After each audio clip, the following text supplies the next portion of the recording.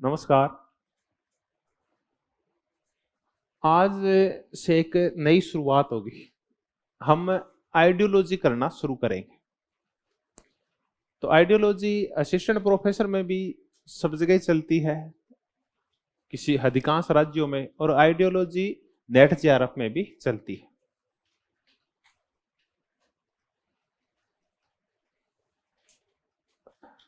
Assistant professor जो RPSC का है, उसमें जो आइडियोलॉजी है वो एक है फेमिनिज्म, एक है कंजर्वेटिज्म, एक है मार्क्सिज्म और एक है लिबरलिज्म। 4 प्रकार की आइडियोलॉजी। और एक है पोस्ट मॉडर्निज्म। सॉरी, कितनी आइडियोलॉजी है? 5 है। तो अब दोबारा चर्चा कर लेते हैं। फेमिनिज्म, सबसे पहले लिबरलिज्म, फिर मार्क्सिज्म, फिर कंजर्वेटिज्म, फेमिनिज्म और पोस्ट मॉडर्निज्म। नारीवाद, उदारवाद, मार्क्सवाद। लिख देता हूं ना। ये तस्वीर बन जाएगी ना। कंजर्वेटिज्म है आरपीएससी एपी में, रूढ़िवाद। फिर है उदारवाद, लिबरलिज्म। फिर है मार्क्सवाद, मार्क्सिज्म, नारीवाद और उत्तर आधुनिकतावाद, पोस्ट मॉडर्निज्म। और जैसे ही हम आते हैं नेट जेआरएफ में, तो 2 और जुड़ जाता है इसमें। वो जुड़ जाता है इकोलॉजिज्म या पारिस्थितिकीवाद, इकोलॉजी वाला, हरित वाला, ग्रीन पॉलिटिक्स। और एक है मल्टीकल्चरलिज्म या बहुसंस्कृतिवाद, मल्टीकल्चरलिज्म। ये 2 और जुड़ जाएगी। कॉलेज लेक्चर में, आरपीएससी में ये दोनों इंटरनेशनल पॉलिटिक्स के तहत पढ़नी पड़ेगी, उस संदर्भ में। यहां अलग संदर्भ में है। तो एज ए आइडियोलॉजी हम पहले जो कॉमन है वो पढ़ लेते हैं। आज हम क्या पढ़ेंगे? नारीवाद। ठीक है, फिर एक दिन रूढ़िवाद पढ़ लेंगे और इन सब की एक एक चर्चा करेंगे। तो आज से आइडियोलॉजी शुरू होगी। जैसी आइडियोलॉजी कंप्लीट हो जाएगी, फिर एक टॉपिक बचेगा। कौन सा? वैश्वीकरण, उदारीकरण और भूमंडलीकरण। इस तक आते आते अपन ये कह देंगे कि अब अपन पॉलिटिकल थ्योरी क्या हो गई है कंप्लीट। बड़ा पोर्शन यही था, इसमें सबसे ज्यादा टाइम लगता है। अब कोई बड़े पोर्शन नहीं बचे। सबसे छोटा पार्ट है कौन सा? Comparative political science. वो छोटा सा पार्ट है। तो मैं आपको फिर अपन टारगेट ले लेते हैं कि जून के एंड तक इंटरनेशनल तक क्या हो जाएगी? कंप्लीट हो जाएगी। और जून के एंड के बाद सिर्फ क्या बचेगी? इंडियन पॉलिटिक्स एंड पॉलिटी, जो भी है भारतीय राजनीति और राज व्यवस्था बचेगी। तब तक अपने इंटरनेशनल सारा समेट लेंगे। अब डेली एक होगी तो 15 तक ये सारा सल्ट जाएगा मुद्दा अपना। हाँ, अब इंडियन पॉलिटी है वो अपने ऊपर निर्भर करता है। तो वो आप पे निर्भर करता है। ठीक है, मैं तो आपको डिटेल ही करवाऊंगा। देखो, पहले मैं वो करवा दूंगा जो धर्म, जातियां, क्षेत्र और ये वाले, जो आपको कम पढ़ने में आता है। फिर मैं कॉन्स्टिट्यूशन शुरू करूंगा, क्योंकि उसमें ना फिर बहस छिड़ जाती है। छोटे छोटे मुद्दे होते हैं, वो आप और अपन मिल बैठ के करेंगे। मैं आपको अच्छी तरह करवा दूंगा। बहुत सारे मुद्दे फिर भी नए खड़े हो जाएंगे, तो लास्ट में उसमें कितना ही आप चाहोगे उतना ही बढ़ा लेंगे उसको। तो उसका निश्चित टाइम नहीं होता उसका कोई भी। बाकी का तो पता होता है इतने घंटे में कंप्लीट हो जाता है, उसको पता ही नहीं चलता। छोटी छोटी बातें निकलती रहती है उसमें। अब हम आइडियोलॉजी की शुरुआत करेंगे। देखो, मैं ना आइडियोलॉजी शुरुआत कर रहा हूं तो मैं आपको पहले बताऊंगा कि आइडियोलॉजी होती क्या है। कतई आपके सिलेबस में है नहीं, लेकिन कहीं ना बिखर बाखर के आपके आ जाता है इनके ऊपर क्वेश्चन कहीं ना कहीं से। या तो बुक्स पूछ लेंगे या कुछ और पूछ लेंगे। तो आपकी इच्छा हो तो इसको पढ़ लेना, मैं आपको करवा देता हूं। तो अब शुरुआत करेंगे कि आइडियोलॉजी है क्या। तो जो आज का टॉपिक है जिसकी अब हम चर्चा करने वाले हैं, वो है ideology and and of ideology. एक आधी किताब याद रह जाए, कुछ शब्द याद रह जाए तो ही ठीक है। हमारा टॉपिक है विचारधारा व विचारधारा का अंत, ideology and and of ideology. पूरे सिलेबस में यही एक टॉपिक है जो मैं आपको आउट ऑफ सिलेबस करवाऊंगा।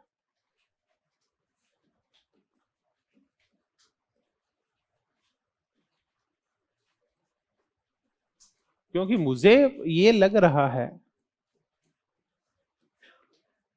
कि जैसे ही आपकी वैकेंसीज आ जाएगी, आरपीसी ने ये डिसाइड कर रखा है कि आपका सिलेबस वो क्या करती है, 10 से 15% तक वो चेंज करती है हर बार ही। उसने निश्चित कर रखा है, इस बार भी क्या करेगी, वो चेंज करेगी। तो मुझे लग रहा है ये टॉपिक जुड़ सकता है आपकी, कोई बहुत ही फेमस टॉपिक है लेकिन जुड़ा हुआ नहीं है ये वाला। तो सिलेबस तो चेंज होगा, उसके लिए आप मानसिक रूप से क्या रहे, तैयार रहे। तब कहेंगे वो तो आएगा, पता चल जाएगा कितना चेंज होता है। बहुत ज्यादा नहीं, कोई अगले लेक्चर में मुश्किल से कोई 5, 7, 10 टॉपिक नहीं जुड़ेंगे, इससे ज्यादा नहीं जुड़ेंगे, कुछ हट जाएंगे, कुछ नहीं जुड़ जाएंगे। तो पहले हम विचारधारा को समझने की शुरुआत करते हैं कि विचारधारा क्या है। तो हम बड़ा बड़ा समझें कि विचारधारा एक नजरिया है। विचारधारा ऐसा कुछ नहीं रटना, समझना है बस हमने को, एक दृष्टिकोण है कि हम, एक नजरिया है, एक दृष्टिकोण है, एक व्यू है दुनिया को देखने का, कि हम दुनिया को देखते कैसे, समाज को समझने का एक तरीका है कि ये बना हुआ कैसे है, इसके आपसी संबंध कैसे हैं, इसमें विभिन्न संस्थाएं काम कैसे करती है। तो हम इस समाज को कैसे समझें, बाजार को कैसे समझें, जातियों को कैसे समझे, धर्मों को कैसे समझे, रूढ़ियों को कैसे समझे, राजनीति व्यवस्था को कैसे समझे, सांस्कृतिक व्यवस्था को कैसे समझे, इसको समझने का हमें एक आधार प्रदान करता है, एक नजरिया प्रदान करता है, एक दृष्टिकोण प्रदान करती है विचारधारा। ये हमें बताती है कि विभिन्न संस्थाएं हैं वो है क्या वास्तव में, उनके आपसी संबंध किस प्रकार के। तो हमें चीजों को समझाने का एक तरीका है विचारधारा। तो हम कहते हैं कि विचारधारा विचारों का समूह है। विचारधारा, डेनियल बेल कहता है, एक विश्वास है। विचारधारा एक एक्शन ओरिएंटेड है।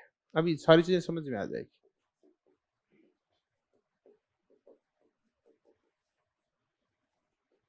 विचारधारा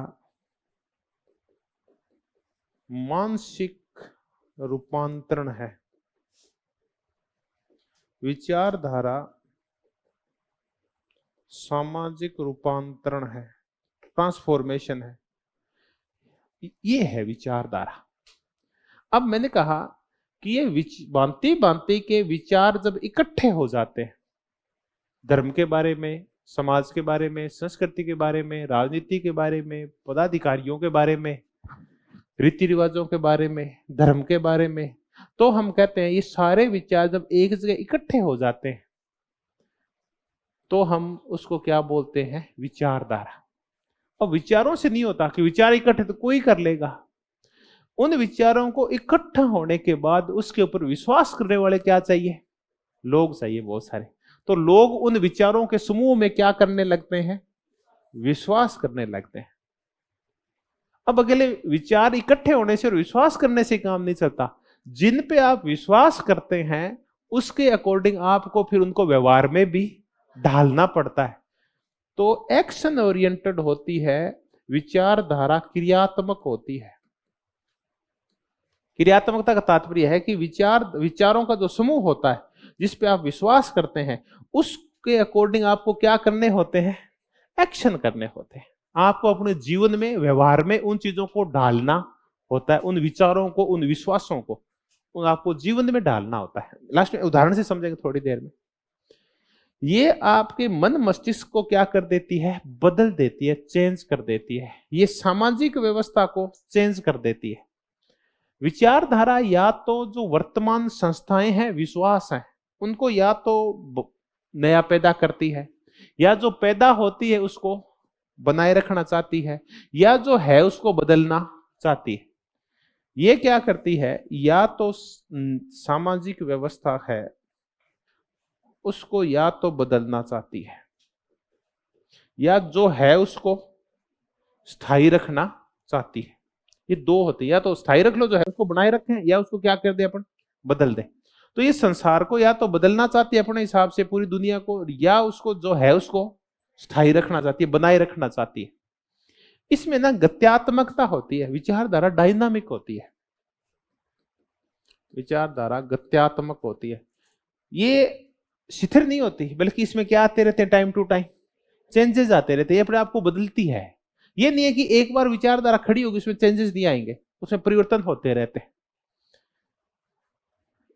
और इसमें बुद्धिजीवियों की बहुत बड़ी भूमिका होती है। वैसे ही जैसे धर्म में पुजारियों का महत्व होता है, बुद्धिजीवियों की भूमिका बहुत बड़ी होती है इसमें, ये होता है।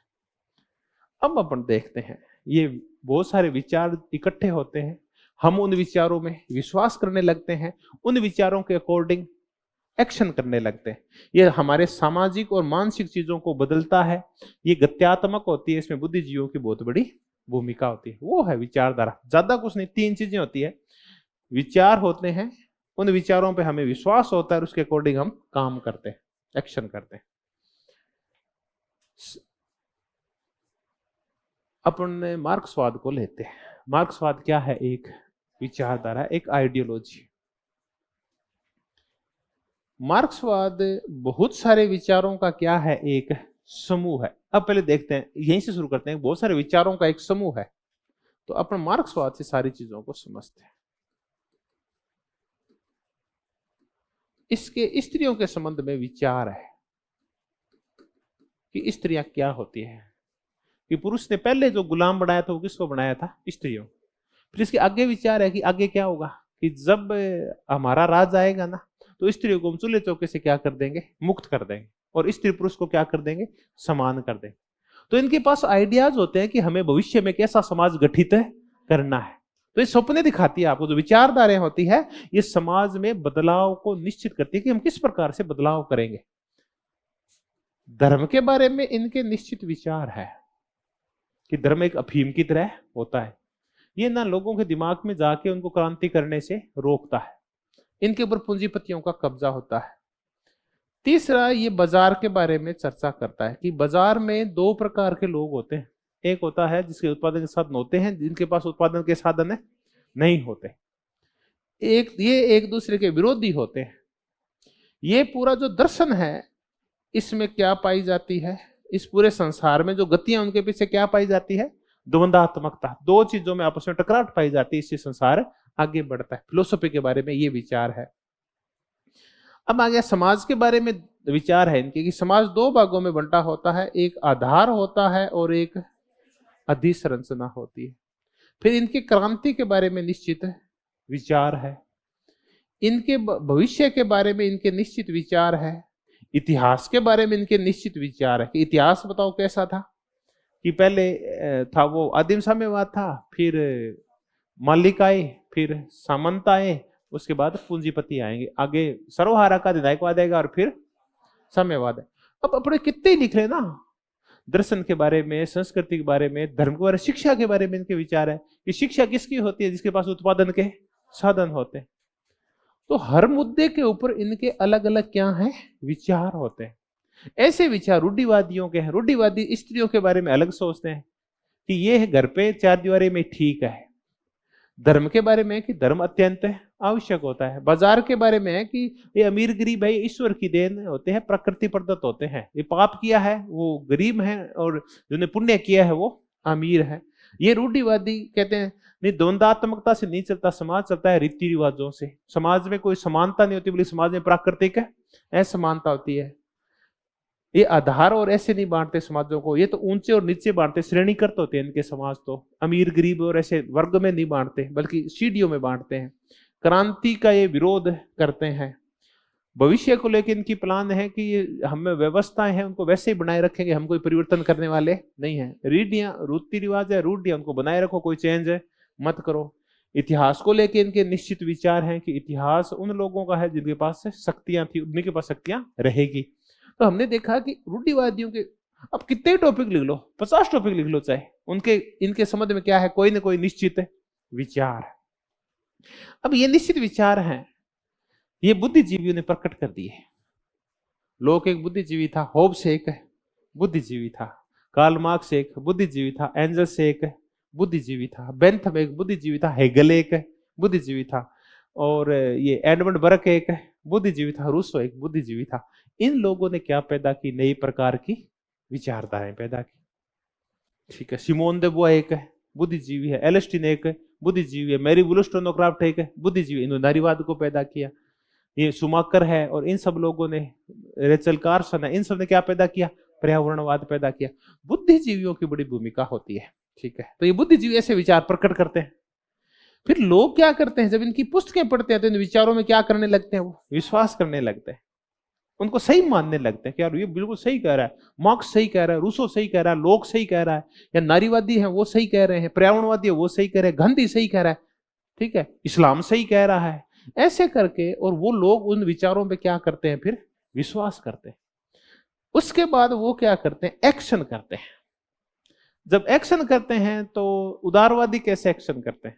उदारवादी कहते हैं देखिए पूंजी है ना वो खुली होनी चाहिए, सबको अधिकार है होने चाहिए, लोगों को वोट डालने का अधिकार होना चाहिए, राजा के पास ज्यादा शक्तियां, तो वो एक्शन करते हैं कि चलो फिर राजा को हटाते हैं, राजा को मारते हैं, राजा की शक्तियों को कम करते हैं, चलो लोकतंत्र लेके आते हैं, लॉर्ड सभा के अधिकार कम करते हैं, हाउस ऑफ कॉमन्स के अधिकार बढ़ाते हैं। फिर ये एक्शन करते हैं। तो ये कैसा एक्शन करते हैं कि चलो क्रांति करते हैं, ये मंदिर मस्जिद गुरुद्वारे सब ढहा देते हैं, ठीक है, और क्या करते हैं? इसको लोकतंत्र को समाप्त कर देते हैं, रोटी को महत्वपूर्ण अधिकार है बना देते हैं। ऐसे करके ये लेनिन जैसे लोग, माओ जैसे लोग, फिदेल कास्ट्रो जैसे लोग क्या करते हैं? एक्शन करते हैं। तो ये एक्शन ओरिएंटेड होता है, इसमें काम किया जाता है। विश्वास करने से नहीं, विश्वासों को आप अपने विचार जिन पे विश्वास करते हैं उनको क्या डालते हैं? एक्शन में डालते हैं। इनके ये आपका मानसिक रूपांतरण कर देते हैं, ये आपके दिमाग में घुस जाते हैं और फिर आपके जीवन को बदलाव कर देते हैं, आपके सोचने के तरीके को बदल देते हैं, और ये आपके मस्तिष्क पे क्या कर लेते हैं? काबिज हो जाते हैं। फिर आप वही करते हैं जो ये आपसे कहते हैं। अब मार्क्सवादियों को कितना ही समझा दो कि समाज दो भागों में है, भारतीय समाज है ना जातियों और धर्मों में बंटा हुआ है, अमीर और गरीब में, नहीं, उनके दिमाग में नहीं आती, वो नहीं इकाई में बंटा हुआ है, अमीर और गरीब में बंटा हुआ है, और ये जातियों और धर्मों में बंटा हुआ नहीं है। रूढ़िवादियों को कितना ही समझाओ कि समाज में जातियां और धर्म नहीं होते, वर्ग भी होते हैं, अमीर गरीब भी होते हैं, वर्ग नहीं होते, अमीर गरीब कुछ नहीं होता, या तो धर्म होते हैं, क्या होती है? जातियां होती है, नस्लें होती है, ऊंची नीची होती है आपसे। तो रूढ़िवादी मार्क्सवादियों की बातें नहीं मानते, मार्क्सवादी रूढ़िवादियों की बातें नहीं मानते। तो ये क्या होता है? आपको मानसिक रूपांतरण कर देते हैं, और ये चूंकि जिन चीजों में विश्वास करते हैं तो उसी अकॉर्डिंग किसका निर्माण करना चाहते हैं? एक नए समाज का निर्माण करना चाहते हैं, सपने देखते हैं कि एक नए समाज का निर्माण करेंगे। चलिए, और विचारधाराओं में क्या पाई जाती है? गत्यात्मकता। उदारवाद था आया, फिर आधुनिक उदारवाद आ गया, फिर इच्छा स्वेच्छा तंत्रवाद आ गया, फिर उदार समतावाद आ गया, भांति भांति उदारवाद के रूप आ गए, मार्क्सवाद आ गया, नव मार्क्सवाद आ गया, ठीक, आलोचनात्मक सिद्धांत आ गया, अब उत्तर मार्क्सवाद आ गया। तो चीजों में क्या होता रहता है? बदलाव। रूढ़िवाद आ गया, उसके बाद नवरूढ़िवाद आ गया। तो विचारधाराएं क्या होती है? गत्यात्मक, इन्हें परिवर्तन भी होता रहता है।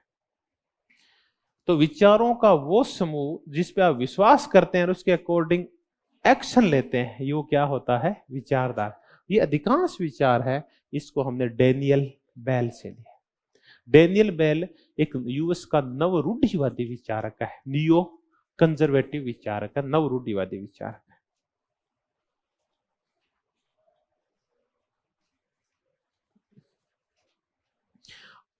अब ये जो विचारधाराएं है ना, ये आधुनिक युग की देन है।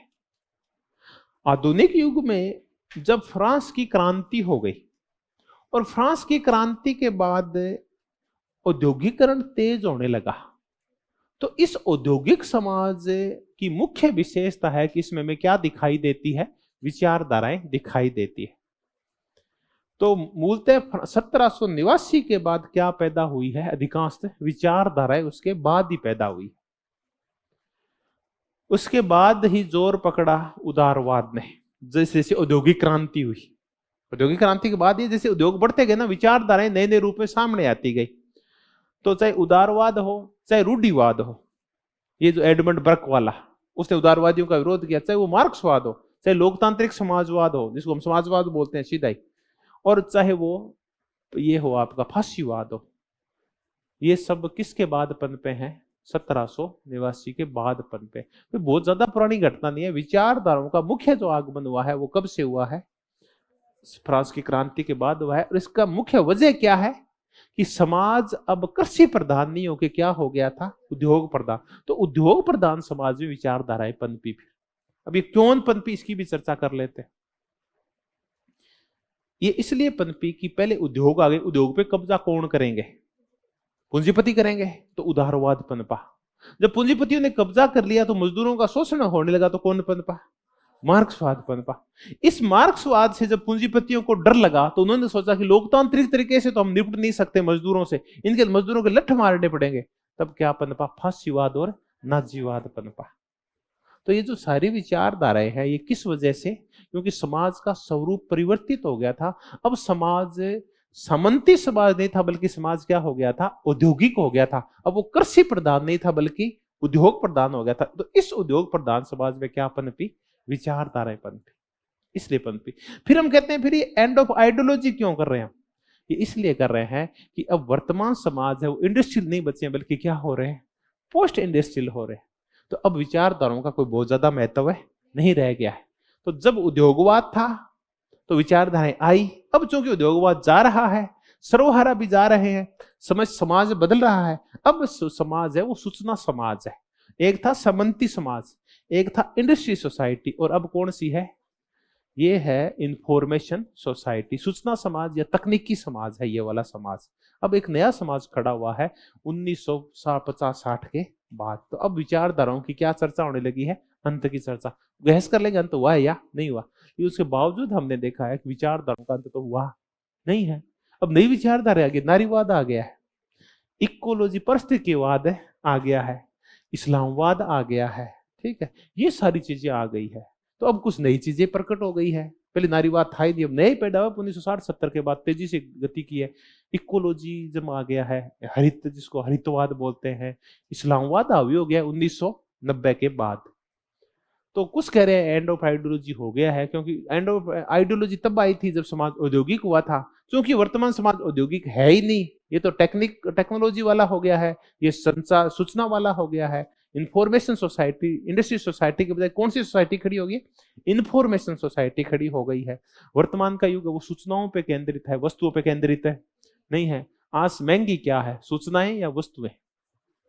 सूचनाएं महंगी है। आज सारा झगड़ा इन सूचनाओं के लिए, आंकड़ों के लिए है, इन डाटा के लिए पूरा झगड़ा। वर्तमान समाज डाटा समाज है। तो इस डाटा समाज में आइडियोलॉजी की जरूरत नहीं है, ऐसी ये बहस की। तो सबसे पहले हमने समझा कि विचारधारा है क्या। फिर हमने समझा कि पैदा क्यों हुई। ये क्यों हुई पैदा? क्योंकि सोसाइटी क्या हो गई थी? इंडस्ट्रियल हो गई थी। कुछ नए नए प्रकार की समस्याएं आई थी, उन समस्याओं को लेके और फिर कुछ नई विचार भी पैदा हो गए थे। विचारधारा तब पैदा हुई जब एक नया विचार लोगों के मन में आया। वो नया विचार ये था कि कोई भी कार्य होता है ना, उसके पीछे क्या होता है? कोई ना कोई कारण होता है।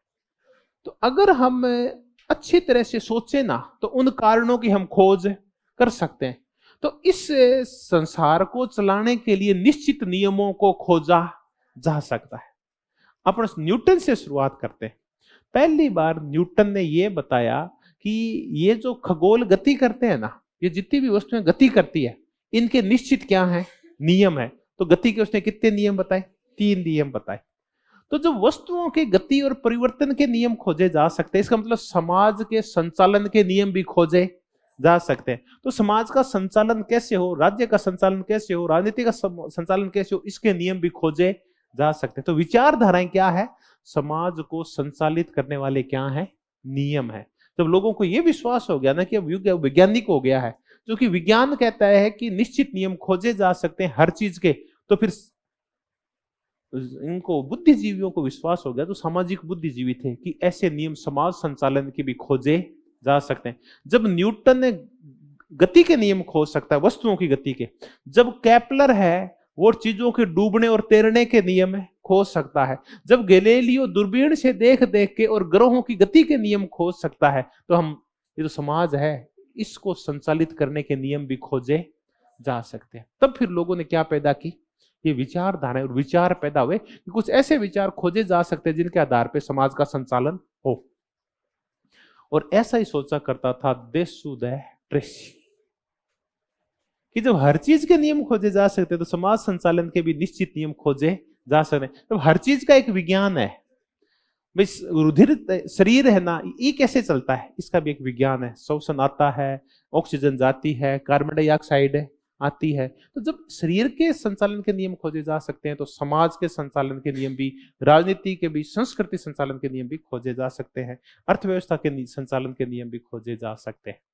तो अब हम देखते हैं कि जो विचारधारा है, फिर ये इसके ऊपर विचार क्या है विभिन्न लोगों के। तो हम सबसे चर्चा करेंगे सबसे पहले देशुदय ट्रेसी।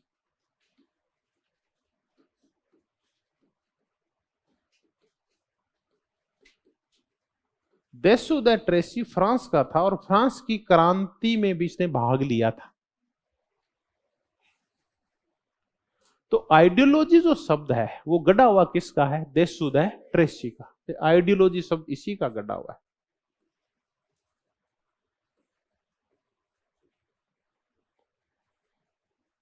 आइडियोलॉजी 1700 और 96 के आसपास आइडियोलॉजी।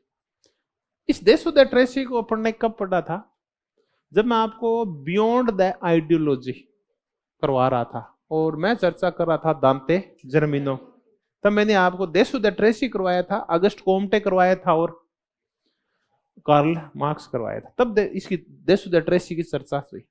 देशुदय ट्रेसी जब फ्रांस की क्रांति हो गई तो उसने सोचा कि जब हर चीज के संचालन के नियम है तो समाज के संचालन के भी निश्चित नियमों की खोज की जा सकती है। ये ऐसे नियम होंगे जो विज्ञान में चलते हैं। तो उसने नाम दिया कि ये जो आइडियोलॉजी है ये विचारों का क्या है? विज्ञान है।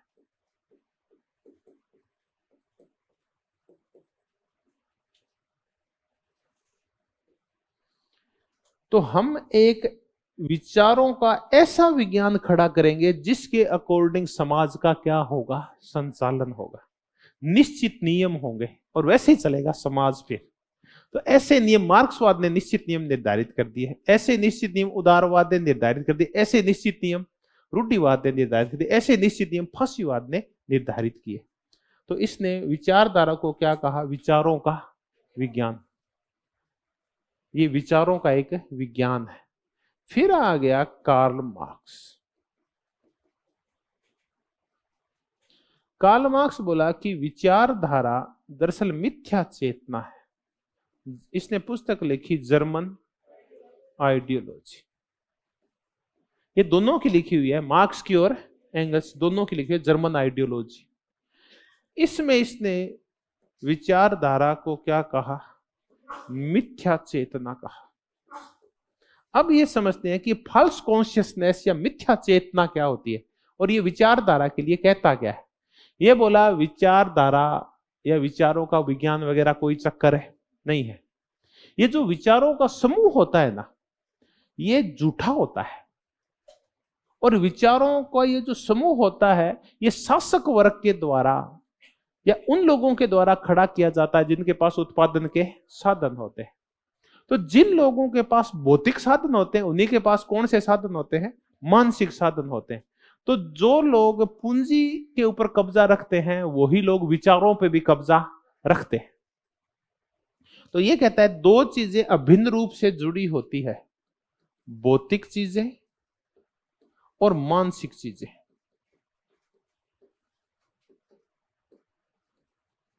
अब अभी चर्चा करते हैं। ये चेतना हमारे सामाजिक अस्तित्व का निर्धारण करती है या सामाजिक अस्तित्व हमारी चेतना का निर्धारण करता है? कार्ल मार्क्स की नजर में ये बताओ कि ये हमारा जो कॉन्शियसनेस है वो हमारे जीवन का निर्धारण करेगी या हमारे जीवन की जो परिस्थितियां वो हमारी चेतना को बनाएगी? पहला क्या आता है? हमें पहले परिस्थितियां आती है। वो कौन सी परिस्थितियां? भौतिक परिस्थितियां, आर्थिक परिस्थितियां। वो हमारी किसके डिसाइड करती है? चेतना का। तो चेतना स्वायत्त और स्वतंत्र है नहीं होती। हम जो सोचते हैं ना, हम जो विचार करते हैं, ये स्वतंत्रता पूर्वक हम सोचते नहीं है। ये पूंजीपति क्या करते हैं, जिनका भौतिक साधनों पे कब्जा होता है, पूंजी के साधनों पे कब्जा होता है, ये कुछ निश्चित विचार पैदा करते हैं, और ये विचार पैदा करके और जो शोषित वर्ग है उसके कान घुसा देते हैं, मस्तिष्क में घुसा देते हैं। फिर उसको ये लगता है शोषित वर्ग को कि ये विचार किसके विचार है, मेरे विचार है, जबकि उसके वो विचार होते नहीं है। और वो ये सोच के उन विचारों से चिपका रहता है कि ये विचार बहुत ही अच्छे विचार है, इनसे मुझे क्या हो रहा है, फायदा हो रहा है, मेरा जीवन सुखी है, अपना समाज देखो कितना सुखी है। तो उन विचारों को वो वैधता देता रहता है, लेकिन वो विचार गलत होते हैं, दरअसल वो सही विचार नहीं होते, वो विचार उसके शोषण करते हैं। अब ये क्या मिथ्या चेतना पैदा करते हैं, हम कैसे विचार कहते हैं। एक विचार ये किया जाता है कि धर्म है ना बहुत ही मजेदार चीज होती है, इससे अपने को क्या मिलता है, मोक्ष मिलता है, धर्म अच्छी चीज है, मोक्ष मिलता है। ये जो लोकतंत्र होता है ना, ये सबसे अच्छी व्यवस्था होती है। कौन सी सबसे अच्छी व्यवस्था होती है, वोट। क्योंकि इससे ना आप अपनी सरकार बना सकते हैं, और ऐसी चूंकि सरकार आप बनाएंगे तो फायदा किसको होगा, आपको होगा। तो धर्म एक अच्छी चीज है, लोकतंत्र भी एक अच्छी चीज है। ये जो प्रतियोगिता होती है ना, ये बहुत फायदेमंद होती है। देखो ये पूंजीपति बना रहे हैं, इन चीजों को कह रहे हैं पूंजीपति। बुर्जुआ लोग कह रहे हैं कि कौन सा विचार अच्छा होता है, धर्म का विचार। कौन सा राजनीतिक व्यवस्था अच्छी होती है, लोग वोट देने का अधिकार सबसे बड़ा अधिकार होता है। बाजार में क्या होनी चाहिए, प्रतियोगिता होती है ना, तो सारे लोग अपनी प्रतिभा के अकॉर्डिंग आगे बढ़ते हैं। इसमें ना फिर आनुवंशिकता नहीं रहती, खुली प्रतियोगिता होती है। तो आप इस प्रतियोगी बाजार में आप अपनी क्या दिखा सकते हैं, योग्यता। तो क्या होता है, एक दिन रिक्शे वाले का बेटा है, वो एक दिन सत्य नडेला बन जाता है। नहीं बनता, सत्य नडेला ही पैदा हुआ था, इसका बाप भी इतना ही बड़ा था। तो ये कहते हैं कि ना सत्य नडेला पैदा हो जाएगा, रिक्शा वाले का भी बेटा। तो लोग, और वास्तव में और कितनी अच्छी व्यवस्था है जो बुर्जुआवाद है, जो उदार पूंजीवाद है, वो कितनी अच्छी व्यवस्था है। क्योंकि इसमें किसको महत्व दिया जाता है, देखो इसमें आपको ये अनुबंध का अधिकार मिलता है, अनुबंध का अधिकार मिलता है। ये बुर्जुआ कहते हैं कि देखो आप सब खेती बाड़ी को छोड़ के आ गए हो, सामंत हजारों सालों तक आपकी कितनी पीढ़ियों का शोषण करता था, अब आपका शोषण नहीं होगा। आप मर जाओ तो एक्स पूंजीपति की फैक्ट्री में काम करो, मर जाए तो जेड के पास काम करो, मर जाए तो ए के पास काम करो, और आप कहो मैं तो इतने पैसे लूंगा, जो ज्यादा पैसे दे उसके साथ क्या करो, आप काम करो। उस फैक्ट्री को छोड़ उसमें चले जाओ, उसकी छोड़ उसमें चले जाओ, आपको पूरी क्या है, अनुबंध की स्वतंत्रता है। ठीक है, ऐसे करके। और वो मजदूरों के मन में, जिनके पास साधन नहीं है, जो गरीब हैं, उनके मन में कैसी चेतना पैदा करते हैं, मिथ्या चेतना पैदा करते हैं। वो उनके वो बातें समझ में नहीं आती, वो इनकी क्या करते रहते हैं, जय जयकार करते रहते हैं। ओहो ये है, हम सबसे अच्छी व्यवस्था के अंदर रह रहे हैं, हम सबसे अच्छे धर्म, ऐसी लोकतांत्रिक व्यवस्था, प्रतियोगिता वाले खुले बाजार जहां प्रतियोगिता हो रही है। और सबसे बड़ा अधिकार होता है निजी पूंजी, कि आप करोगे मेहनत, मेहनत करके आप खूब सारी क्या कमा लोगे, पूंजी। क्योंकि आपने मेहनत से कमाई, इसलिए वो पूंजी आपकी कोई ले नहीं सकता। तो वो गरीब ना पूरे जिंदगी सीमित, ओहो मेरे पास कौन सा अधिकार है, पूंजी का अधिकार है। एक दिन मेरे पास बहुत सारी पूंजी होगी और उस पूंजी कोई छीन नहीं पाएगा। वो पूरी जिंदगी ऐसे ही झूठे विचारों में क्या बिता देता है अपनी जिंदगी। तो विचारधारा मस्तिष्क पे कब्जा कर लेती है और फिर सही बातों को सोचने ही नहीं देती। ये क्या होती है, फॉल्स कॉन्शियसनेस होती है, जो होती नहीं है वैसे भाव हमारे अंदर पैदा कर देती है। तो ये मिथ्या चेतना है। अच्छा, ऐसी मिथ्या चेतना नहीं समझ में आती कई बार, मिथ्या चेतना क्या होती है। तब मैं आपको बड़े सिंपल उदाहरण मैंने पहले भी दिए थे, कि जैसे ही ना एक कमजोर व्यक्ति जो कायर है, वो शराब पी लेता है, ठीक है, जो हमेशा डरता आया है, तो शराब पीते ही उसकी कॉन्शियसनेस क्या हो जाती है, फॉल्स हो जाती है। फिर वो फैला फैली करता है। फिर आपने देखा होगा ऐसे लोग शादियों में झगड़ा करते हैं, ऐसे जो दामाद होते हैं वो रूठ के कहां चले जाते हैं, वापिस अपने घर पे चले जाते हैं। इनकी कौन सी कॉन्शियसनेस होती है, फॉल्स। क्यों, इनको वैसे तो इनकी कोई वैल्यू होती नहीं है। तो ये क्या करते हैं, उस दिन शराब पी के और अपने पूरे परिवार को, ससुराल वालों को परेशान करते हैं। जैसी शराब उतरती है तो इनकी बुद्धि वापस क्या आ जाती है, ठिकाने आ जाती है। अगले दिन छोरी को लेने पहुंच जाते हैं। तो ये शराब कैसी पैदा करती है? मिथ्या चेतना। अफीम क्या पैदा करती है? मिथ्या चेतना। अफीम खाते क्या उठती है? तरंगे उठती है। ठीक है, तरंगे उठती है तो ऐसे मस्त से हो जाते हैं और अच्छे अच्छे सपने आने लगते हैं। जैसे वो नशा उतरता है वापस क्या आ जाते हैं? जमीन पे आ जाते हैं। तो ऐसे ही आइडियोलॉजी आपके मस्तिष्क पे कब्जा करके और आप में जो चेतना है उसको क्या कर देती है? झूठा कर देती है, फॉल्स कर देती है। तो ये है झूठी चेतना। कार्ल मार्क्स ने ये कहा। और ऐसी ही बातें बाद में कौन करता है? ग्रामसी। ग्रामसी कहता है कि ये जो विचारधारा होती है ये क्या पैदा करती है? हेजेमनी पैदा करती है, ये प्रभुत्व पैदा करती है। विचारधारा प्रभुत्व पैदा करती है और इस प्रभुत्व की वजह से, विचार श्रेष्ठता की वजह से, जो किसके विचार श्रेष्ठ हैं? बुर्जुआ के। मजदूर क्या है कि इन विचारों को श्रेष्ठ मान लेते हैं और फिर क्रांति नहीं करते हैं। तो विचारधारा क्या पैदा करती है? हेजेमनी। अब अपन चर्चा करते हैं कार्ल मेनहाइम की।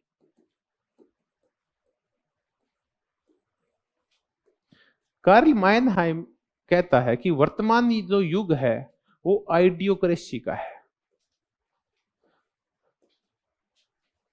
ये शब्द है इसका, आइडियोक्रेसी का युग है कार्ल मेनहाइम। तो कार्ल मेनहाइम की ये विचार प्रभावित युग है, विचारों से प्रभावित युग है। ये कह रहा है कि आधुनिक युग है वो कैसे प्रभावित है? आइडिया स्ट्रक एज है, ये विचारों का युग है या विचारों से प्रभावित युग है। तो वास्तव में ऐसा ही है कि आधुनिक युग आया ना, तब महत्वपूर्ण क्या हो गए? विचार हो गए। लोग हैं वो कैसे चलते हैं? किसके पीछे चलते हैं? विचारों के पीछे चलते हैं। पहले ऐसा नहीं था, क्योंकि पहले विचारों का प्रचार प्रसार नहीं होता था, छापा खाना था नहीं, किताबें छपती नहीं थी। तो जो लोग है ना वो निश्चित दायरे में ही अपने विचारों को रख पाते थे। बाद में छापा खाना आ गया, पुस्तकें आ गई, तो लोग की, मार्क्स की, होब्स की, इसकी रूसो की पुस्तकें कहाँ हो गई? पूरे संसार में हो गई। लोग इन विचारों से प्रभावित हो गए और इसी के अकॉर्डिंग अपने जीवन का निर्माण करने लगे। तो राजा राम मोहन राय देख लो, वो क्या करता है? रूसो की किताबें पढ़ता है या बेंथम की किताबें पढ़ता है, उनसे वो क्या होता है? प्रभावित होता है। तो वर्तमान युग का युग है आइडियोक्रेसी का युग है। वर्तमान किसका युग है? ये विचारों का युग है, आधुनिक युग जो है। अब आधुनिक युग नहीं है, अब तो कौन सा युग है? उत्तर आधुनिक। अब तो पोस्ट मॉडर्न एज है, मॉडर्न एज नहीं है। तो कार्ल मेनहाइम ने आइडियोक्रेसी और किसको कहा है? विचारों का युग। इसकी पुस्तक है आइडियोलॉजी एंड यूटोपिया। याद आ रही है क्या कब किया था इसको? जब मैं आपको इलिटिसिज्म करा रहा था तब मैंने कराया था आइडियोलॉजी एंड यूटोपिया। ये कहता है एक होती है विचारधारा, एक होता है यूटोपिया। विचारधारा ये कहता है कि चलो मान लेते हैं कि कार्ल मार्क्स कह के गया कि विचारधारा क्या है? मिथ्या चेतना। ये एक झूठी सोच है जो एक वर्ग के द्वारा दूसरे वर्ग पे थोप दी जाती है, जबकि इसमें कोई सच्चाई नहीं होती। लेकिन वो लोग क्या करते हैं? समझ नहीं पाते, इसलिए उसकी झूठी चेतना के अंदर जीते रहते हैं, झूठ में जीते रहते हैं। अपने अंदर आती है कैसी झूठी चेतना है? युवा कैसे जीते? युवा, आप में अधिकांश युवा हैं, ये ऐसे जीते हैं, झूठी चेतना के अंदर जीते रहते हैं। अब आ जाती है कि विचारधारा चलो झूठी चेतना है, तो फिर ये यूटोपिया क्या है? कि ये जो मार्क्स है ना, और ये मार्क्सवाद है, ये कहते हैं कि हम विचारधारा को नहीं मानते, लेकिन ये क्या है? दरअसल एक यूटोपिया है। अब ये मार्क्सवाद यूटोपिया कैसे है?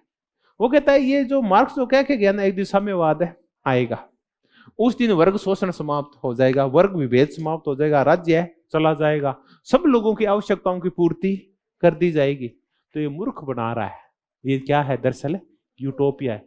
तो यूटोपिया और विचारधारा, इनमें कोई अंतर नहीं है।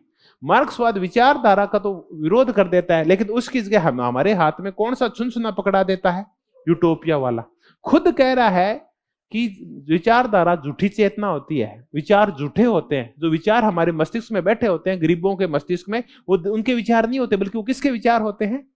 वो अमीरों के विचार होते हैं। लेकिन वो उनको ऐसे लगते हैं तो बहुत ही अच्छे विचार, इसलिए उनको स्वीकार किए रहते हैं, जबकि उनसे उनको नुकसान होता है हमेशा ही। तो चलो मान लेते हैं कि ये आइडियोलॉजी मिथ्या चेतना है। तो मार्क्सवाद क्या है? ये यूटोपिया है।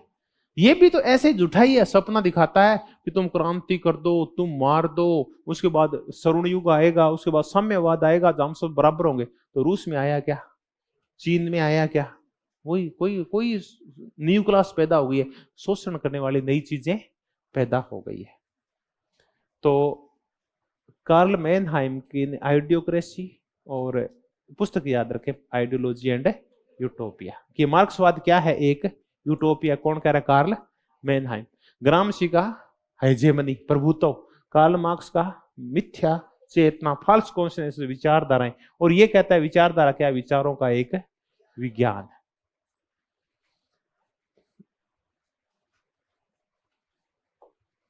आगे बढ़ते हैं। हमने चर्चा की देशुदा ट्रेसी की, जिसने पैदा किया कौन सा शब्द, विचारधारा। हमने कार्ल मार्क्स की, जिसने विचारधारा को मिथ्या चेतना का। ग्रामशी वो है जो विचारधारा को हेजेमनी के रूप में प्रकट करता है। और कार्ल मैनहाइम आइडियोलॉजी और यूटोपिया को बराबर ही मानता है। जी पुस्तक आइडियोलॉजी एंड यूटोपिया। अब हम जो अगली चर्चा करेंगे वो करेंगे and of ideology. Second world war के बाद 1950 और 60 के आसपास क्या क्या घटनाएं घटित होती है, पहले तो इनको देखते हैं। अब हम चर्चा कर रहे हैं एंड ऑफ आइडियोलॉजी।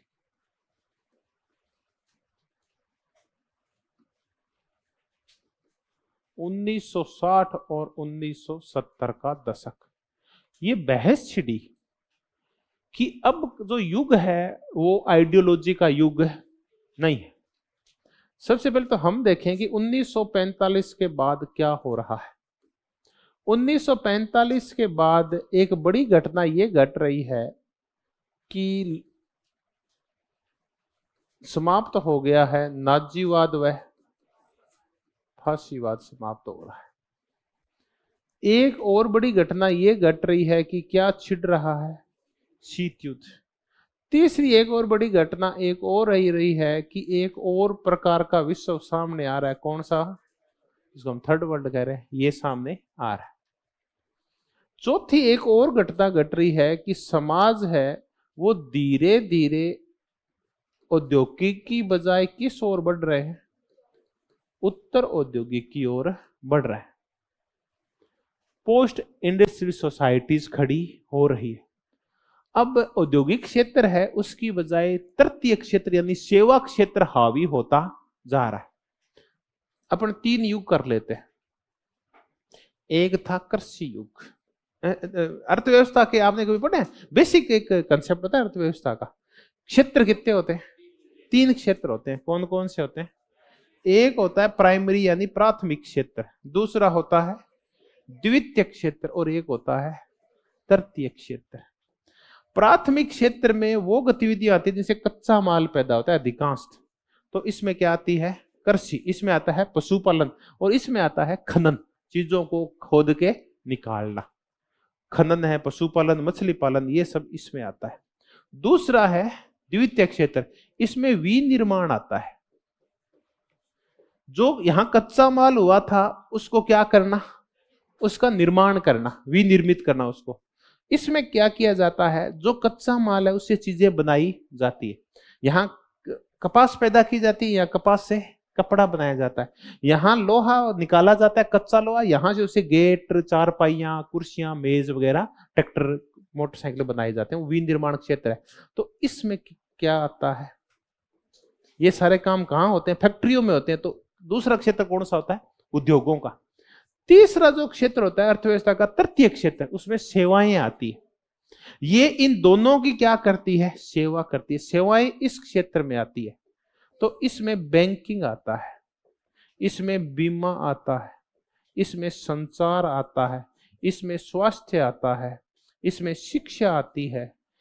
ठीक है, ये सारा कौन सा क्षेत्र है, तृतीय क्षेत्र। बैंकिंग सेवाएं, बीमा सेवाएं, संचार सेवाएं, स्वास्थ्य सेवाएं, शिक्षा सेवाएं। ये न तो चीजें कच्चे माल पैदा करती है और न ही माल को तैयार करती है, बल्कि ये विभिन्न क्षेत्रों में क्या देती है, अपनी भांति भांति की सेवाएं देती है। ये सेवा क्षेत्र आता है। तो जब तक औद्योगिक क्रांति नहीं हुई थी, जेम्स वॉट ने भाप का इंजन नहीं बनाया था, उससे पहले कौन सा क्षेत्र हावी रहता था? प्राथमिक क्षेत्र हावी रहता था।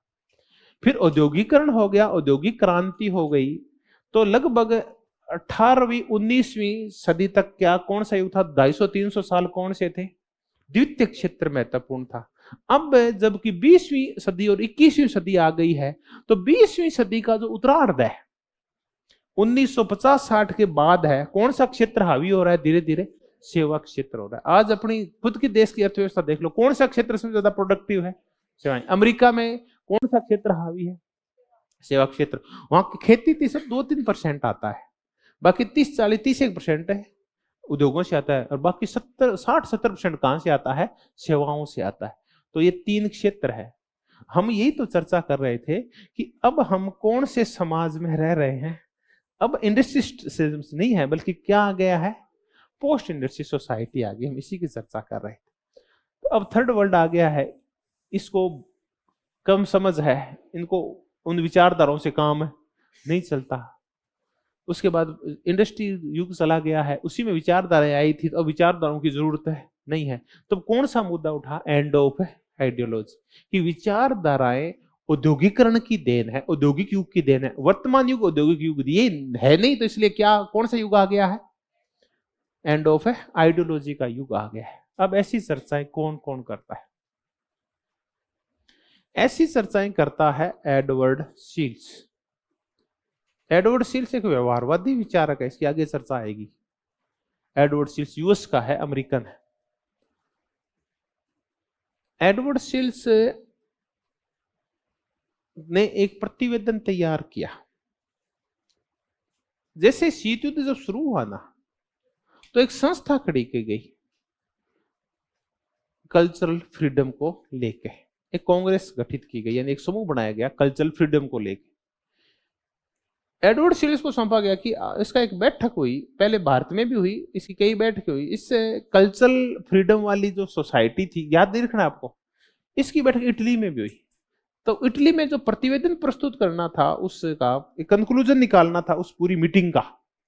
बहुत सारे विद्वान इकट्ठे हुए उसमें, उसका प्रतिवेदन बनाने का काम किसको सौंपा गया? वहां सब लोगों ने भाषण दिया, भाषण का निष्कर्ष निकालने का काम किसको सौंपा गया? एडवर्ड शील्स को।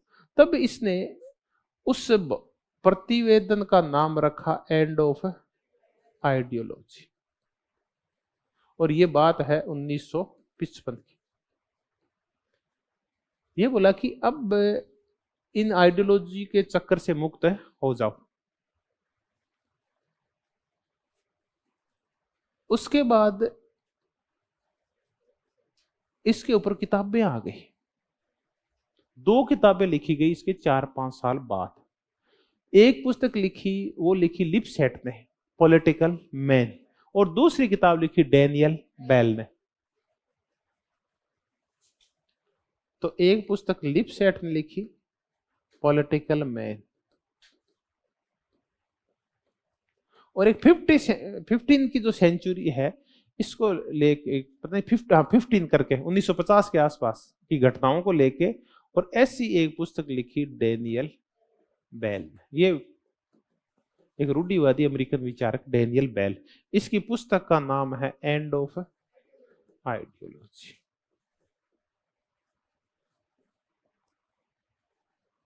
तो ये एडवर्ड शील्स है, लिपसेट है, डैनियल बेल है, और ऐसा ही एक विचारक और है, रोमांद ओरान। इसको इंटरनेशनल पॉलिटिक्स में कई बार चर्चा आएगी, या एरन बोलते हैं, रोमांद ओरान। जब मार्क्सवाद किया था तब रोमांद ओरान को किया था।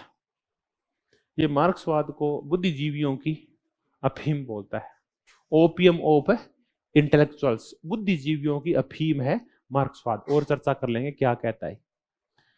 अब आ गया, हम चर्चा करते हैं, महत्वपूर्ण चर्चा किससे शुरू करें? लिपसेट से शुरू करते हैं। लिपसेट कहता है कि ये पॉलिटिकल मैन है ना, बस ये लास्ट घटनाएं चल रही है, अब आगे आने वाले समय में पॉलिटिकल मैन की जरूरत नहीं होगी। अब तक ये माना जाता था कि सारी समस्याओं का समाधान है ना, वो कहां होगा? पॉलिटिक्स से होगा। जो अमीरी और गरीबी आ गई है, जो बुर्जुआ और सर्वहारा आ गया है, जो पूंजीपति और मजदूर आ गए, ये बहुत ही संकटकालीन समाज है जिसमें कुछ लोग आनंद उठा रहे हैं और कुछ लोग दुख पा रहे हैं। कि अब ऐसा युग नहीं है। तब हमने किसकी तरफ देखा, कौन से आदमी की तरफ देखा? Political man. कि एक पॉलिटिकल मैन आएगा और वो हमारे दुखों को दूर करेगा। अब ऐसा युग नहीं है। अब हम ये चीज सोचते हैं कि अब हर तकनीक आएगी और हमारा समाधान करेगी। अब हम टेक्निक्स के ऊपर ज्यादा भरोसा करने लग गए। तो लिपसेट बोलता है कि अब आप अमेरिका का समाज देखिए। अमेरिकन समाज में जो संकट था, गरीबी का संकट, जो मजदूरों का बड़ा संकट क्या था? ये तो था कि उनके पास क्या नहीं था? जीवन यापन के लिए पैसा नहीं था। अब अमेरिका में मजदूरों की हालत है वो बिल्कुल सुधर चुकी है। क्योंकि उनकी हालत सुधर चुकी है तो अब वो जमाना ही नहीं बचा जिसको हम ऐसे बांट सके कि एक है बुर्जुआ और एक है सरोहारा या मजदूर। ये मजे कर रहा है और इसका शोषण हो रहा है। अब इसके हालात सुधर गए। तो इन मुद्दों को लेके कोई कहते थे कि हम बुर्जुआ राज रहना चाहिए, कुछ कह रहे थे किसका राज आना चाहिए? मजदूरों का राज। जो उदारवादी थे, रूढ़िवादी थे, वो बुर्जुआवाद को बनाए रखना चाहते थे, पूंजीपतियों की सत्ता बनाए रखना चाहते थे। और जो समाजवादी थे और मार्क्सवादी थे वो किसकी सत्ता चाहते थे? मजदूरों की। अब तो झगड़ा ही खत्म हो गया। अब तो मजदूरों की गरीबी क्या हो गई है? दूर। ये मजदूरों की गरीबी तो दूर करना चाह रहे थे, तो अब उनकी गरीबी दूर हो गई है। तो अब ऐसी आइडियोलॉजी की कोई आवश्यकता नहीं है। तो अब ये मुद्दा ही खत्म हो गया है सर्वहारा के शोषण का, मजदूरों की गरीबी का। तो अब आइडियोलॉजी की कोई जरूरत नहीं है। अब आइडियोलॉजी खत्म हो गई है। अब आ गया है अगला विचारक डेनियल बेल। इसकी महत्वपूर्ण पुस्तक याद रखना, end of ideology. Daniel Bell कहता है कि 1950 से 1960 के बीच में 4 बड़ी घटनाएं घटी जिन्होंने एंड ऑफ आइडियोलॉजी में बहुत बड़ी भूमिका निभाई। नंबर 1 कि एक किसका उदय हुआ? स्टालिन का। स्टालिनवाद आया। ऐसा ही एक उदय हुआ था, बाद में वो मर गया। वो कौन था? हिटलर था। ठीक है। 50 के बाद गड़बड़ क्या हुई? उससे पहले कुछ घटनाएं हुई। स्टालिन पैदा हो गया, हिटलर पैदा हो गया। अभी चर्चा करते हैं इनके साथ क्या था। फिर क्या हुआ? स्टालिन का हिटलर का आपस में क्या हो गया? समझौता हो गया, नाजीवाद का और स्टालिनवाद का। चौथी घटना एक और घटी, वो हंगरी में घटी। वो घटी 1956 में। अब इन 4 घटनाओं की चर्चा करते हैं कि यूएसएसआर में मार्क्सवाद के नाम के ऊपर कौन आ गया? स्टालिन आ गया। और इसने आते ही और अपने समस्त विरोधियों का सफाया करना शुरू कर दिया। और इसने ये कहा कि मैं डिसाइड करूंगा कि मजदूरों का कल्याण कैसे हो। मार्क्सवाद ये स्वप्न दिखाता है कि सरोहारा जब क्रांति कर देगा तो किसका राज आएगा? सरोहारा का राज आएगा।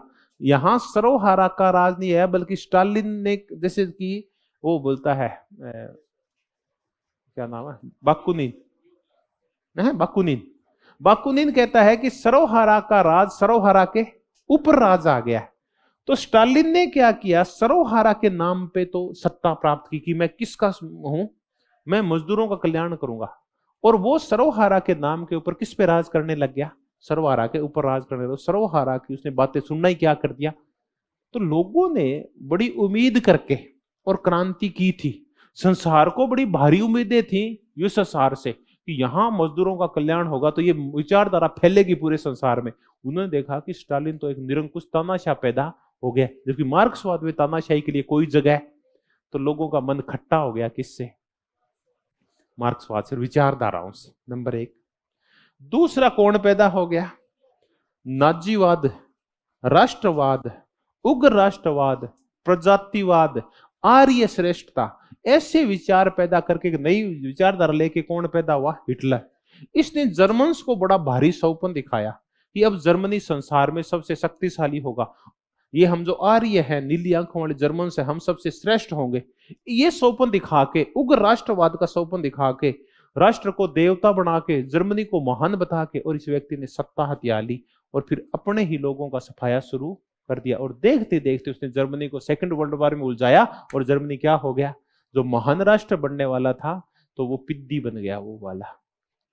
तीसरा क्या हुआ? कि दो विचारधाराएं हैं, ये एक दूसरे के विरोधी होती है, इनमें मिलन संभव है नहीं होता। तो कुछ लोग कहते थे कि हम मार्क्सवादी हैं, कुछ लोग कहते थे कि हम हैं वो रूढ़िवादी हैं, कुछ कहते थे हम नाजीवादी हैं।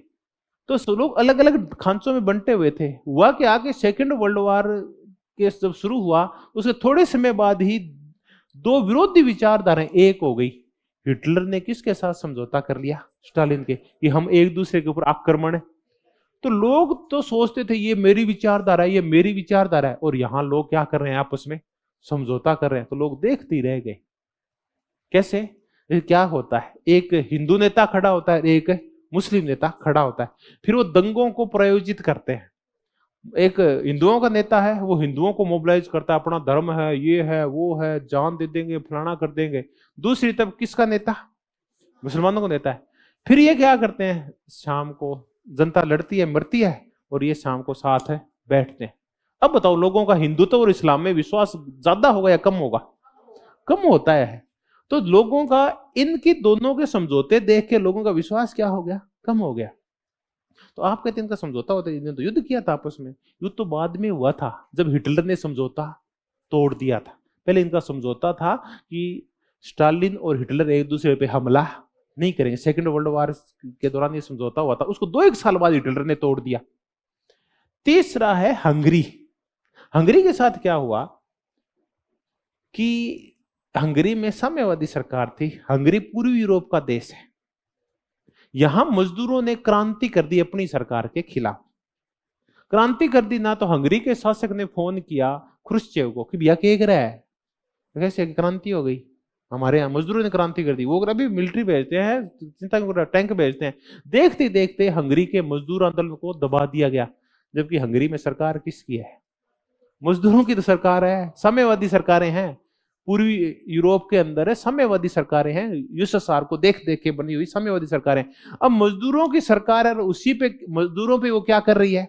अत्याचार कर रही है। तो फिर विचारधारा का करें क्या? तो लोगों का विचारधारा से क्या शुरू हो गया?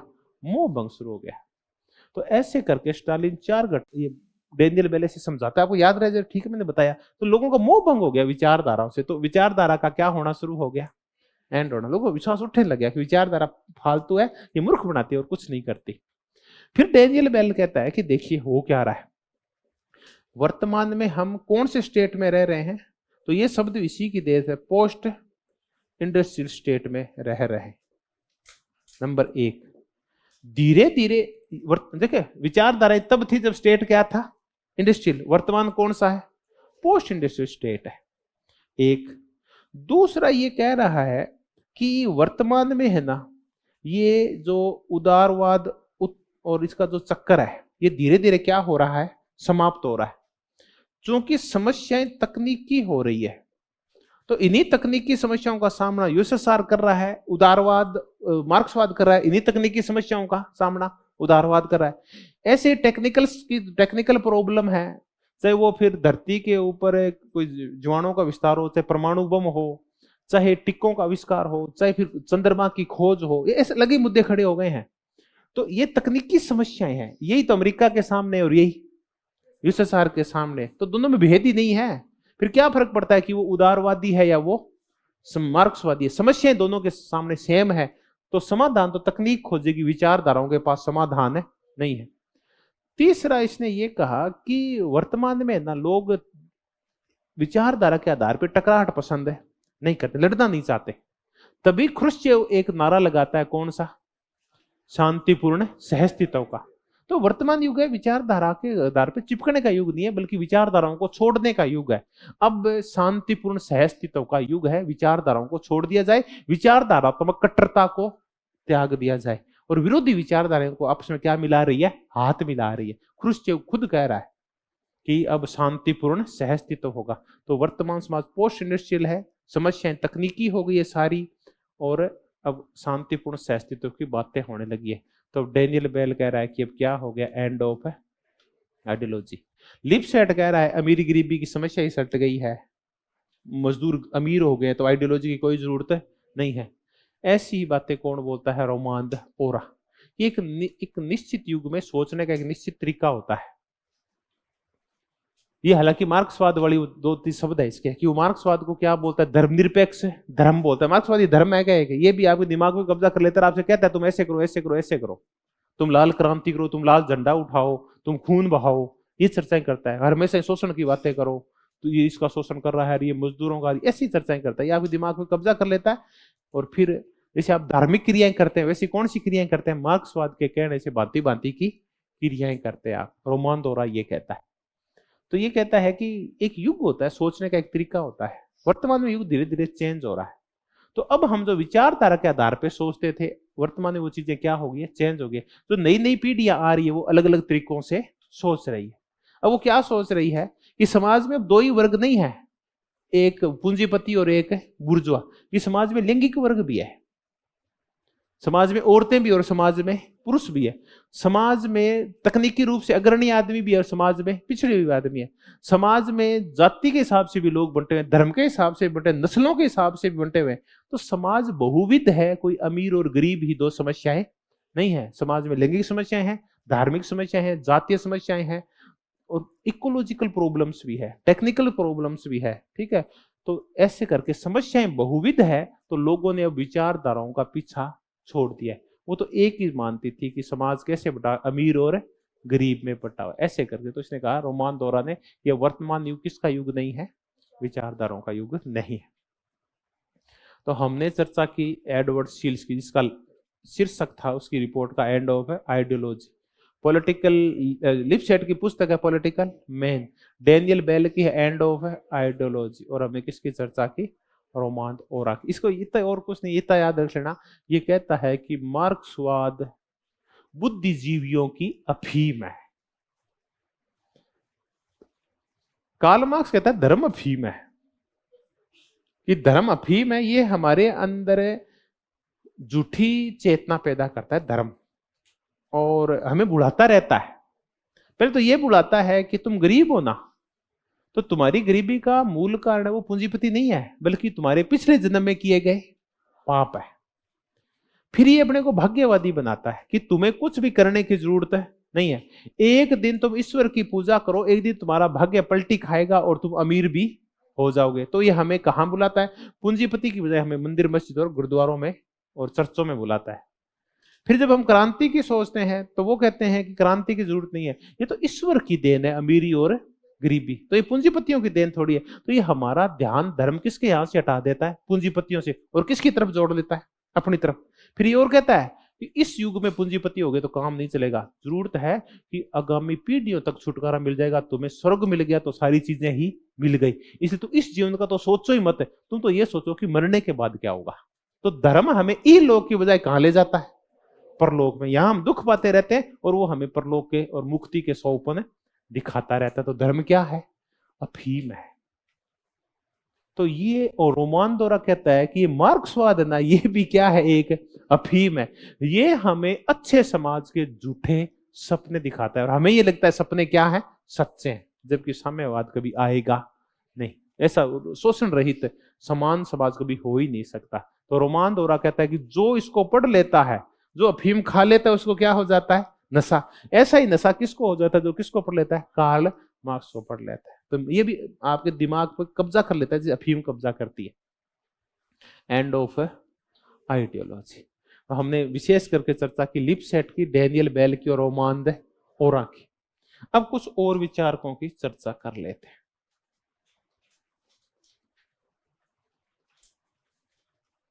अब आप ज्यादा नहीं तो पुस्तकें याद कर लेना। एक है जे.के. गॉलब्रेथ की चर्चा, इसकी पुस्तक है वो new industrial state.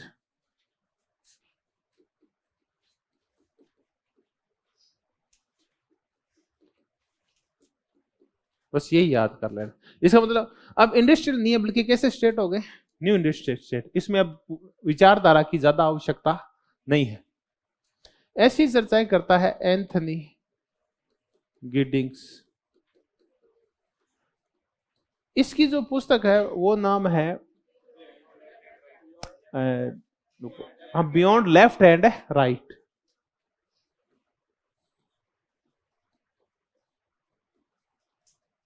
The future of radical politics beyond left and right, कि अब न लेफ्ट है न ही राइट है, कोई उदारवाद उदारवाद इन सब की वो एंड की चर्चा करता है, एंथनी गिडिंग्स। अब आ गया है फ्रांसीसी फुकुयामा। फ्रांसीसी फुकुयामा तो मुद्दे को रूप ही नया दे देता है। वो कहता है ये युग है एंड ऑफ आइडियोलॉजी नहीं है बल्कि एंड ऑफ हिस्ट्री है। और दरअसल एंड ऑफ हिस्ट्री किसका रूप है? एंड ऑफ आइडियोलॉजी के तो रूप एंड ऑफ हिस्ट्री। हम ये समझते हैं कि एंड ऑफ हिस्ट्री क्या है, फ्रांसिस फुकुयामा क्या कहना चाह रहा है। तो दो शब्द हमने रट लिए, end of ideology Daniel Bell की और एंड ऑफ हिस्ट्री है फ्रांसिस फुकुयामा की। ये दोनों ही अमेरिकन विचारक है। फ्रांसिस फुकुयामा चर्चा कर रहा है 1990 के बाद की, जब किसका युद्ध अंत हो गया है? शीत युद्ध का अंत हो गया है। और इस शीत युद्ध के अंत ने एक चीज साबित कर दी है कि एक विचारधारा जीत गई है और एक विचारधारा हार गई। साम्यवाद हार गया है, यूएसएसआर हार गया है जो साम्यवाद का समर्थक था, और अमेरिका जीत गया है जो किसका समर्थक था? उदार पूंजीवाद का समर्थक था। तो अब हिस्ट्री का क्या हो गया है? अंत हो गया। हालांकि व्यापक चर्चा तो बाद में करेंगे। एंड ऑफ हिस्ट्री हो गई है। और एंड ऑफ हिस्ट्री के मूल में है क्या? माइंड तो आइडियोलॉजी है। दो ही तो आइडियोलॉजी थी झगड़ रही थी, कौन कौन सी? पूंजीवाद और समाजवाद, यही झगड़ रहे थे। पूंजीवाद और साम्यवाद झगड़ रहे थे। एक का नेता अमेरिका था और एक का सोवियत संघ था। अब ये आइडियोलॉजी का तो झगड़ा था, अब ये झगड़ा क्या हो गया है? समाप्त हो गया है। अब एक ही विचारधारा रह गई है, कौन सी? पूंजीवाद, जिसने अपनी श्रेष्ठता साबित कर दी है। अब सब देशों के पास और कोई ऑप्शन है ही नहीं, ये एक ही ऑप्शन बचा है कि वो कौन से मार्ग के ऊपर चले? वो उदारवादी पूंजीवादी मार्ग पे चले। तो ये फ्रांसीसी फुकुयामा है। तो हमने गैलब्रेथ की न्यू स्टेट जो इस विचारधारा के अंत से जुड़ा हुआ है, एंथनी गिडिंग्स की चर्चा की, beyond left and right. Beyond को लेके एक पुस्तक और है, यही लिख लो। एक है beyond ideology, the revival of political theory. किसकी? ये आपका दांते जर्मिनो ये पुस्तक हो लेगी। तो बियॉन्ड करके ये इसकी है बियॉन्ड लेफ्ट एंड राइट, और उसकी है बियॉन्ड आइडियोलॉजी।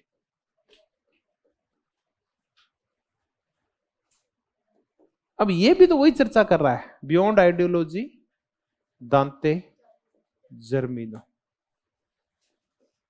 अब दांते जर्मिनो कहता क्या इस पुस्तक में? वो इस पुस्तक में ये कह रहा है कि वर्तमान युग है ना, ये अब आइडियोलॉजी का युग नहीं है। ये जो आइडियोलॉजी आती है ये क्या गड़बड़ करती है? दांते जर्मिनो कहता है आइडियोलॉजी आती है ना तो आपके मस्तिष्क पे क्या कर लेती है? कब्जा कर लेती है, और आपको स्वतंत्र रूप से सोचने नहीं देती। आप वही सोचते हैं जो आइडियोलॉजी आपसे कहती है। अगर आप मार्क्सवादी है तो आप क्या सोचते हैं? जो मार्क्सवाद आपसे कहता है। मार्क्सवाद के निश्चित विचार है, आपको वही बातें माननी होती है, आप उसी रास्ते पे चलते हैं, वही विश्वास है, वही विचार है, वही एक्शन है। जबकि अगर आपको पॉलिटिकल थ्योरी को पैदा करना है तो विचारों में क्या होनी चाहिए? स्वायत्तता और स्वतंत्रता होनी चाहिए। अगर सुकरात, प्लेटो, अरस्तु ये आइडियोलॉजी से बंधे हुए होते तो कुछ नया सोच पाते क्या? नहीं सोच पाते। ये नया कब सोच पाते हैं? जब आइडियोलॉजी से बंधे हुए नहीं होते। तो जैसे ही आप आइडियोलॉजी से दूर जाते हैं, नए नए विचार पैदा होने लगते हैं, नए नए सिद्धांत पैदा होने लगते हैं। तो 1970 के बाद जो नए नए सिद्धांत पैदा हुए, जॉन रोल्स और ये सारे, ये इस वजह से हो गया है क्योंकि अब कौन सा युग जा रहा है? आइडियोलॉजी का युग जा रहा है। ये युग हुआ था देशुदय ट्रेसी से शुरू हुआ था, और 1960 तक आते आते इसने क्या तोड़ दिया है? दम तोड़ दिया। मार्क्सवाद जा रहा है, ये सारी चीजें समाप्त हो रही है।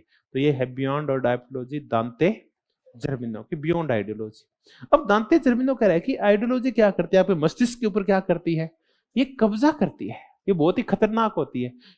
तो ऐसी ही बातें और भी लोग करते हैं। ऐसी बातें करती है हन्ना आरेंट, और ऐसी बातें करता है कार्ल पॉपर। दो तो याद कर ही ले। ये दोनों विचारधारा को बंद समाज का लक्षण मानते हैं। बंद समाज का लक्ष्य हन्ना अरेंट और कार्ल पॉपर भी सोचते हैं किसकी तरह, दांते जर्मिनों की तरह। ये कहते हैं कि ये जो विचारधाराएं होती है ना, ये आपके मस्तिष्क पे क्या कर लेती है, कब्जा। फिर ये आपको विरोधी विचार पैदा नहीं होने देती और आपसे चेले चपाटे बना के रखती है आपको। आपसे ये कहती है कि आप अंध अनुकरण करो हमारा। ये भेड़े तैयार करती है और ये एकाकीपन तैयार करती है, समरूपीकरण तैयार करती है, ये आपके मस्तिष्क को दबाती है, ये तानाशाही पैदा करती है। ये चाहती है कि सारा वैसा ही सोचे जैसा मैं सोच रहा हूं। तो विचारधारा आपके मस्तिष्क पे क्या कर लेती है, काबिज होती है। तो मार्क्सवाद भी क्या है, एक विचारधारा। ये आपके मस्तिष्क पे काबिज होकर आपकी स्वतंत्र सोच को समाप्त कर देती है। आप जब भी इसके कुछ खिलाफत करते हैं ना, तो ये आपके ऊपर गतिविधियां करती है, आपको मारती है, पीटती है। स्टालिन मारता है आपको, क्रुश्चेव मारता है, माओ मारता है आपको, नाजीवाद में हिटलर पीटता है, फांसीवाद में आपको मुसलिनी पीटता है। इसका तात्पर्य है ये हिंसा पैदा करती है, ये मानसिक गुलामी पैदा करती है, ये भेड़े पैदा करती है। क्या चीज, विचारधारा है। तो हन्ना आरेंट और कार्ल पॉपर भी विचारधारा को किस रूप में लेते हैं, नकारात्मक रूप में। अब ये बताएं कि नकारात्मक रूप में ही ले रहा है इसको कौन, कार्ल मार्क्स, उसको मिथ्या चेतना कहता है। और इसी को नकारात्मक रूप में कौन रहा है, हन्ना आरेंट और कार्ल। लेकिन दोनों में फर्क क्या है, वो कहता है कि ये जो विचारधाराएं होती है ना, कार्ल मार्क्स कहता है ये क्या पैदा करती है, वर्ग प्रभुत्व पैदा करती है, वर्ग शोषण पैदा करती है। और हन्ना आरेंट और कार्ल पॉपर कहता है कि ये क्या पैदा करती है, तानाशाही पैदा करती है। कि विचारधाराएं, हन्ना आरेंट कार्ल पॉपर कहती है निरंकुशता पैदा करती है, और मार्क्स कहता है क्या पैदा करती है, वर्ग प्रभुत्व पैदा करती है, डोमिनेंस पैदा करती है। निरंकुशता की, इनकी तानाशाहियों की चर्चा नहीं करता। तो हन्ना आरेंट और कार्ल पॉपर दरअसल गालियां किसको दे रहे हैं, आप बताओ। कार्ल मार्क्स को दे रहे हैं। ये कार्ल मार्क्स नहीं दे रहे हैं, ये दे रहे हैं नाजीवाद को, स्टालिनवाद को, इनको गालियां दे रहे हैं, ये माओवाद को। ठीक है, ये जो आए ना, ये वाले जिन्होंने अपने ही नागरिकों को, उनके स्वतंत्र विचारों को कुचलना शुरू कर दिया था। तो देखिए, एक तो होता है अधिकार कुचलना, तो एक तो होता है आर्थिक शोषण, और एक होता है बहुविध शोषण। तो मार्क्स तो कहता है कि विचारधाराएं आर्थिक शोषण को बढ़ावा देती है, और हन्ना आरेंट और कार्ल पॉपर कहता है ये बहुविध शोषण को बढ़ावा देती है, नरजातीय शोषण करती है, राजनीतिक शोषण करती है, ये धार्मिक शोषण करती है। ये ठीक है, आप इनका पक्ष कैसा होता है, ये टोटल टेररिज्म पैदा करती है, हर जगह ये शोषण को बढ़ावा देती है। तो विचारधारा से, अन्ना आरेंट और कार्ल पॉपर कहते हैं विचारधाराओं से क्या रहना चाहिए, दूर। क्योंकि कैसे समाज पैदा करती है, बंद समाज, जहां नई सोच घुस ही नहीं सकती। अगर कोई व्यक्ति विचारधाराओं से परे जाके सोचता है तो स्टालिन उसको साइबेरिया भेज देता है, हिटलर उसकी गोली मरवा देता है, माओ उसको फांसी चढ़ा देता है, शी जिनपिंग उसको देश निकाल दे देता है या जेल में डाल देता है। तो ये काय के प्रतीक हैं, बंद समाज के। ऐसी बातें कौन बोल के था, कार्ल मेनहाइम।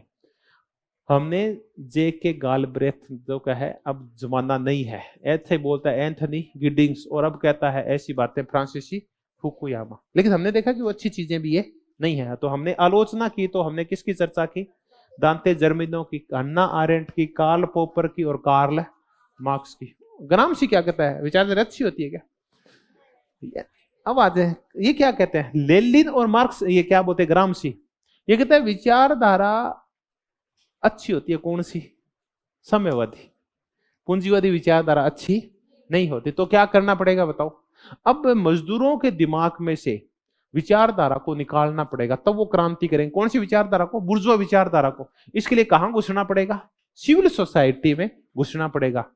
सिविल सोसाइटी में हम घुसेंगे, चर्च में घुसेंगे, परिवार में घुसेंगे, विद्यालयों में घुसेंगे, वहां साम्यवादी विचारक पहुंचेंगे, समाजवादी प्रोफेसर पहुंचेंगे, साम्यवादी पादरी पहुंचेंगे, और वो लोगों का दिमाग चेंज करेंगे। वहां से बुर्जुआ विचारों को निकालेंगे और वहां साम्यवादी मार्क्सवादी विचारों को घुसाएंगे।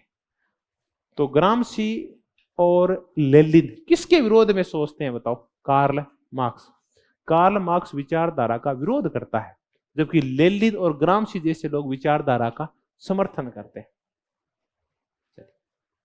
हम चर्चा कर रहे थे इन सब की।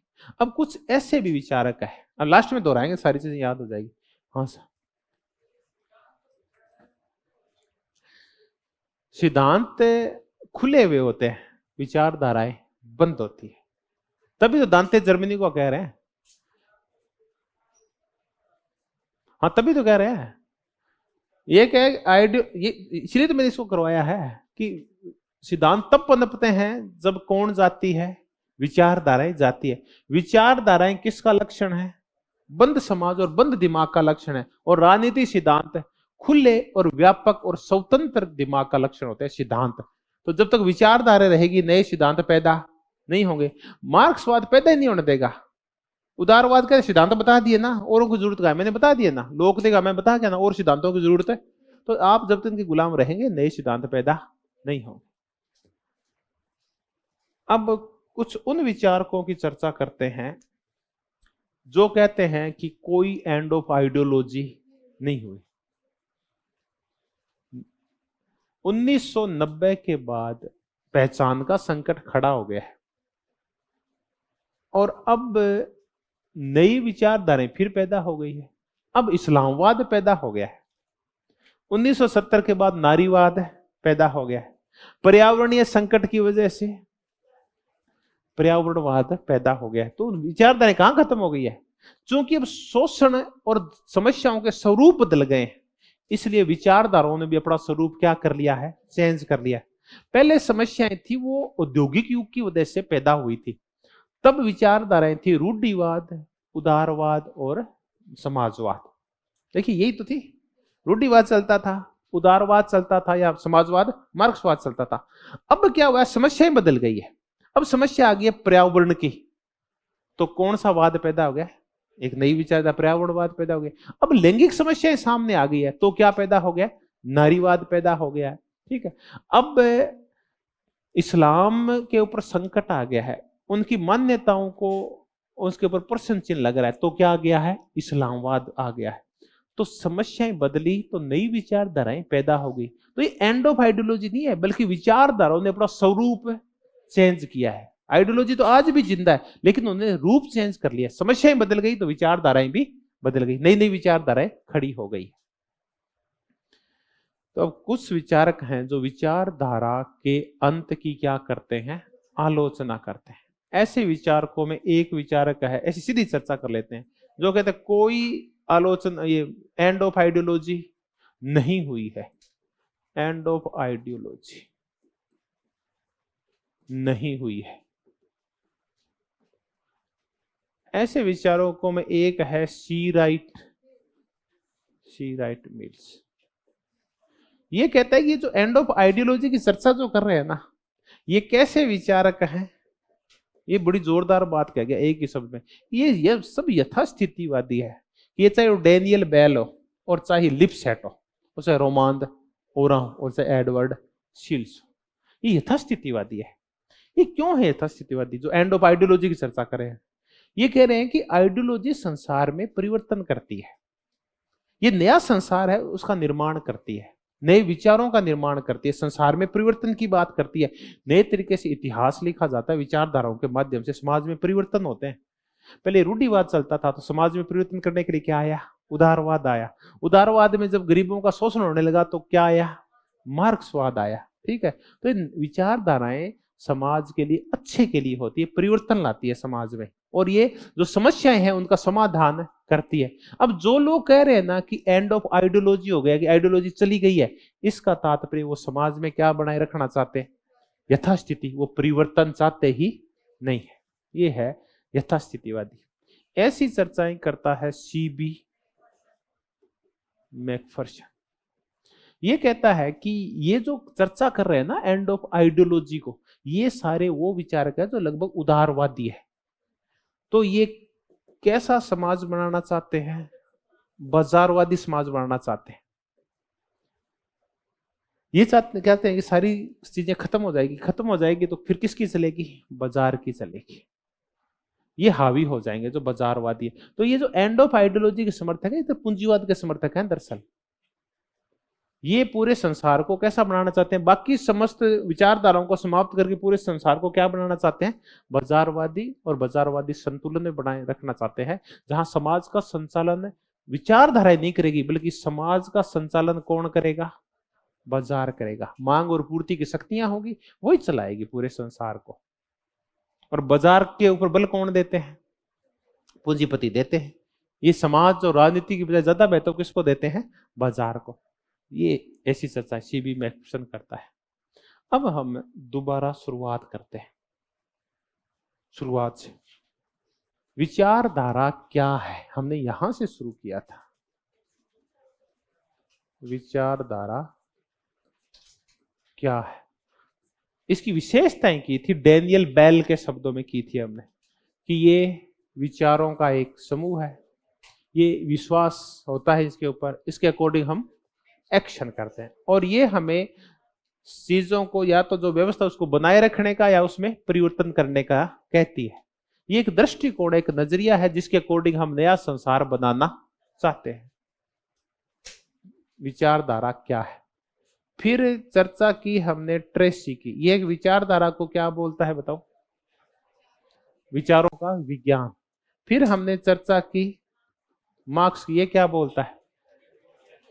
ये बोलता है उसको मिथ्या चेतना।